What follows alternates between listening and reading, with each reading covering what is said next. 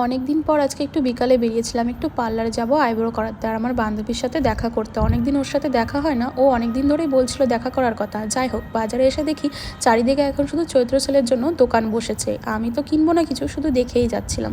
তারপর আগে পার্লারে গিয়ে দেখলাম অনেকটা ভিড় ছিল, তাই ওকে ফোন করে বললাম যে তুই আয়, চলে আয়।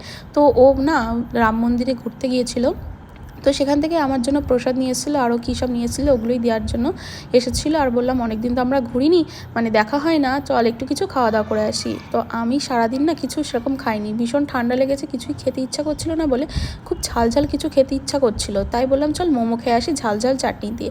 তো ও বললো ও মোমো খাবে না, ও খেয়েছিল চিকেন পকোড়া। তো আমরা দুজন তো গল্প করতে করতে দোকানে চলে গেলাম, গিয়ে আগে আমি মোমো অর্ডার দিয়ে দিয়েছি, আর ও বলেছিল চিকেন পকোড়া খাবে।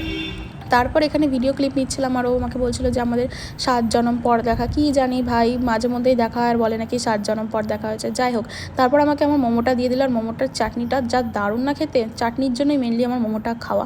আর ও তো নিয়েছিল চিকেন পকোড়া, যেটা আমার একটু খেতে ইচ্ছা করছিল না। প্রথমে তো আমার কিছুই খেতে ইচ্ছা করছিল না, কিন্তু মোমোটা খাওয়ার পর মনে হচ্ছিল যেন আরও অনেক কিছু খাই। তো দেখলাম ভুট্টা, তো একটা ভুট্টা নিয়েছিলাম ভাইয়ের জন্য। আর যাওয়ার পথে দেখলাম ফুচকার দোকান, তো ফুচকা না খেয়ে না আমি আর যেতে পারলাম না। তো তারপর দুজনে আবার একটু ফুচকা খেলাম, একটু না অনেকগুলোই খেয়েছিলাম। আর ফুচকা এমন একটা জিনিস, আমাকে যখন দেবে তখনই আমি খেতে পারবো। তারপরে ও চলে গেল বাড়ি, আর আমি গেলাম পার্লারে। তো গিয়ে দেখি এখনও একজন রয়েছে।